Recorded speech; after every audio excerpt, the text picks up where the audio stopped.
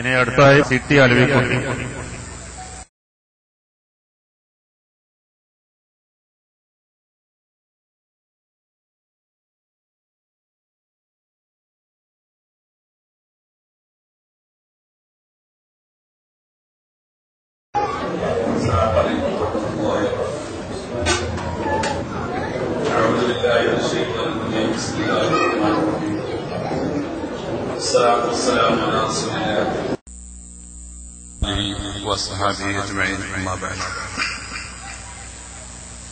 ബഹുമാന്യ യോഗാധ്യക്ഷൻ Jeddah Muhammad Mahal relief കമ്മിറ്റിയുടെ സർവാദരണീയനായ president Alavi Haji,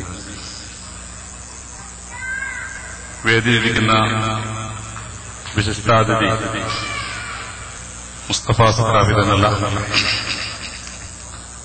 ഈ പ്രസ്ഥാനത്തിന്റെ ജീവാത്മാവ് വിശ്വസിപ്പിക്കാവുന്ന കരുത്തനും ഊർജ്ജസ്വലനുമായ നമ്മുടെ ജനറൽ സെക്രട്ടറി അൽമജാൽ അബ്ദുറഹ്മാൻ സാഹിബ്, മറ്റു ജിദ്ദ മുഹമ്മദ് മഹൽ റിലീഫ് കമ്മിറ്റിയുടെ ഭാരവാഹികളെ, ഈ പരിപാടിയിൽ പങ്കെടുക്കുന്നതിന് വേണ്ടി എത്തിയിട്ടുള്ള നല്ലവരായ സഹോദരി സഹോദരന്മാരെ,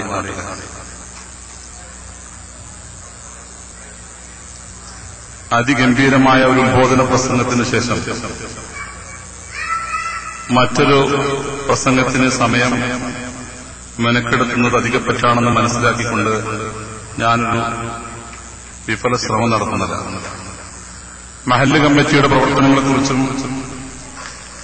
അതിന്റെ വിഷയങ്ങളെക്കുറിച്ചുമൊക്കെ സ്വാഗത പ്രസംഗത്തിൽ നമ്മുടെ ട്രഷറർ സി കെ നാണി വളരെ വിശദമായി തന്നെ നമ്മോട് സംസാരിക്കുകയായിരിക്കും. പ്രവാസികളായ നമ്മൾക്ക് പലതരത്തിലുള്ള പരിമിതികളുണ്ടെങ്കിലും ഇവിടെ ജോലി സംബന്ധമായും മറ്റുമുള്ള പരിമിതികളും ബുദ്ധിമുട്ടുകളൊക്കെ ഉണ്ടെങ്കിലും അതെല്ലാം മാറ്റിവെച്ചുകൊണ്ട് നമ്മളിവിടെ ഒത്തുകൂടിയത് ഞാൻ മോങ്ങത്തുകാരനാണ് അല്ലെങ്കിൽ നമ്മൾ മോങ്ങത്തുകാരാണ് എന്നുള്ള ഒരൊറ്റ വികാരം ഉൾക്കൊണ്ടുകൊണ്ടാണ്. പ്രവാസ ജീവിതത്തിന്റെ എല്ലാ ബുദ്ധിമുട്ടുകളും അനുഭവിക്കുന്നതോടൊപ്പം തന്നെ നമ്മൾ നമ്മുടെ പ്രശ്നങ്ങൾ മാറ്റിവെച്ചുകൊണ്ട് ഒരു വലിയ ദൌത്യം, ഒരു ഉത്തരവാദിത്വം ഏറ്റെടുത്തുകൊണ്ടാണ് നമ്മുടെ പ്രവർത്തനങ്ങളുമായി നമ്മൾ മുന്നോട്ട് നീങ്ങുന്നത്. നമ്മുടെ നാട്ടിലെ സാമ്പത്തികമായി പിന്നോക്കം നിൽക്കുന്ന, കഷ്ടതകൾ അനുഭവിക്കുന്ന ആളുകളെ കണ്ടെത്തി അവർക്ക് ആവശ്യമായ സഹായ സഹകരണങ്ങൾ എത്തിച്ചു കൊടുക്കുക എന്ന വളരെയധികം ശ്രമകരവും അതോടൊപ്പം തന്നെ നാളെ പാരത്രിക ലോകത്ത് വളരെയധികം ഗുണം ലഭിക്കുന്നതുമായ ഒരു പ്രവൃത്തിയാണ് Jeddah Muhammad Mahal relief committee ചെയ്തു പോരുന്നത്.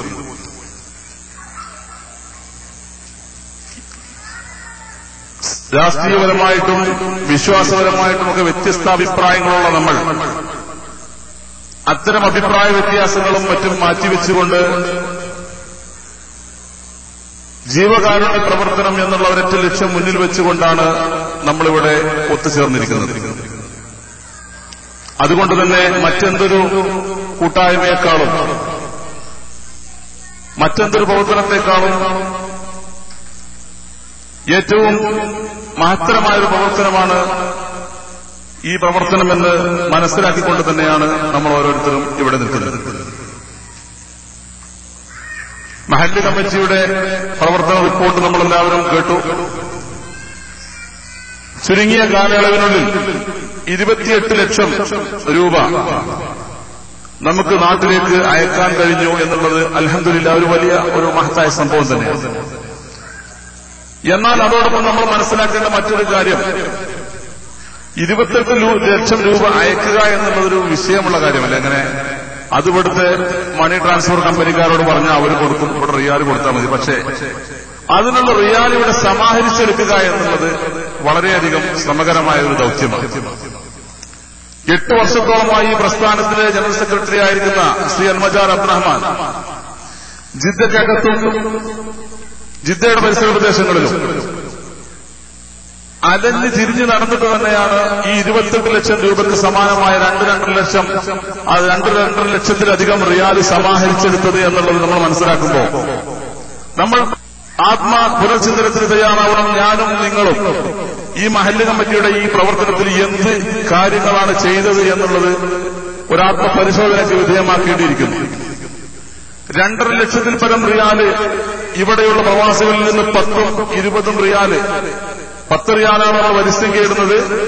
പിന്നെ മറ്റുള്ള പ്രവർത്തനങ്ങളുമൊക്കെ ആയിട്ട് ഏകദേശം ചെറിയ സംഖ്യകൾ മാത്രം സമാഹരിച്ചെടുത്തുകൊണ്ട് ഇത്രയും ഭീമമായ ഒരു സംഖ്യ ഒരു കൂട്ടിയെടുക്കുക എന്ന ആ ശ്രമം ഇവിടെ നമ്മൾ ഓരോരുത്തരും ചിന്തിച്ചു നോക്കണം. ഞാൻ എത്ര സംഘടിപ്പിച്ചു കൊടുത്തു, ഞാൻ എത്ര പിരിച്ചു കൊടുത്തു എന്നുള്ളത് ഒരു സ്വയം വിമർശനം നടത്തേണ്ട സമയമാണ്.